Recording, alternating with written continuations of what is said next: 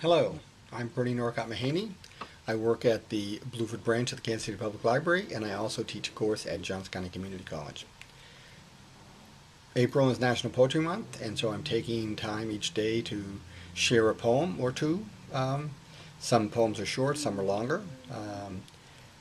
Poetry, though we can recognize it as a written form, is primarily a form to be appreciated by hearing.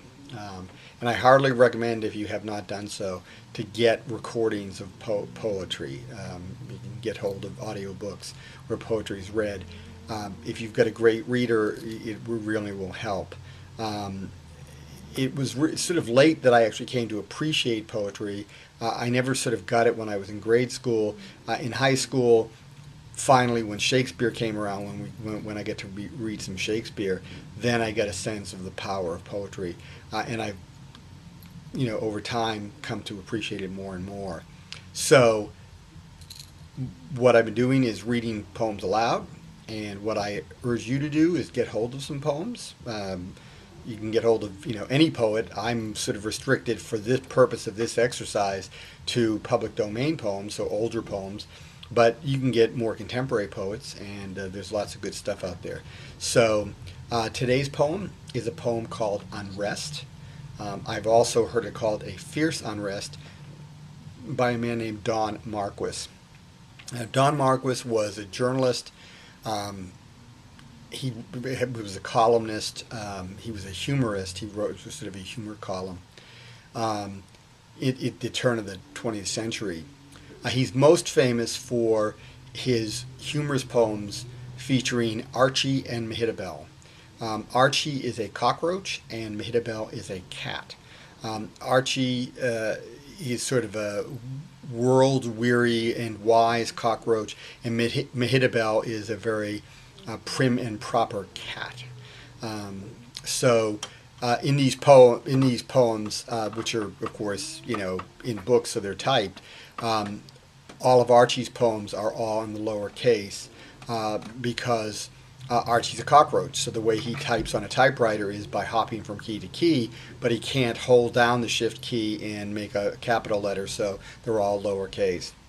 I certainly urge you to check out some of the Archie and Mehitabel poems. They're really quite funny, a lot of them. This particular poem is a more serious poem than that, and really is sort of about the sort of movement at the end of the 19th and early 20th century, beginning of the 20th century, this sort of progressive movement, this desire to right wrongs and that sort of thing. So, without further ado, this is the poem Unrest by Don Marquis, and as I said, it's sometimes called A Fierce Unrest. A fierce unrest seized at the core of all existing things. It was the eager wish to soar that gave the gods their wings. From what flat wastes of cosmic slime, and stung by what quick fire, sunward the restless races climb, men risen out of mire. There throbs through all the worlds that are this heartbeat hot and strong, and shaken systems star by star awake and glow in song. But for the urge of this unrest, these joyous spheres are mute. But for the rebel in his breast, had man remained a brute. When baffled lips demanded speech, speech trembled into birth. One day the lyric word shall reach from earth to laughing earth.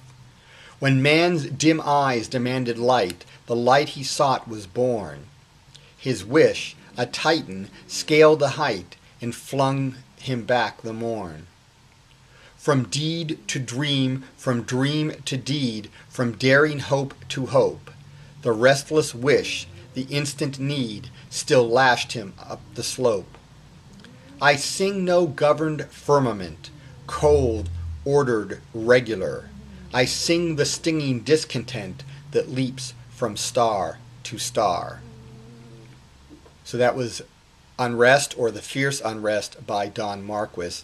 And here we've got this idea of humans evolving over time, and that evolution comes about because of something deep inside that sort of drives man forward.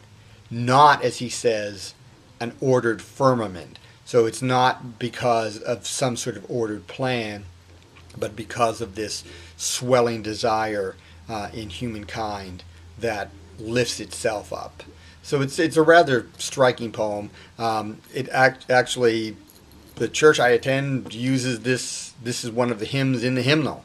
This poem set to music. So it is a striking and an optimistic, I think, poem. Somewhat different from Archie's more cynical view of things. All right, well, that's it for today. I will see you again tomorrow, and get out there and read some poems.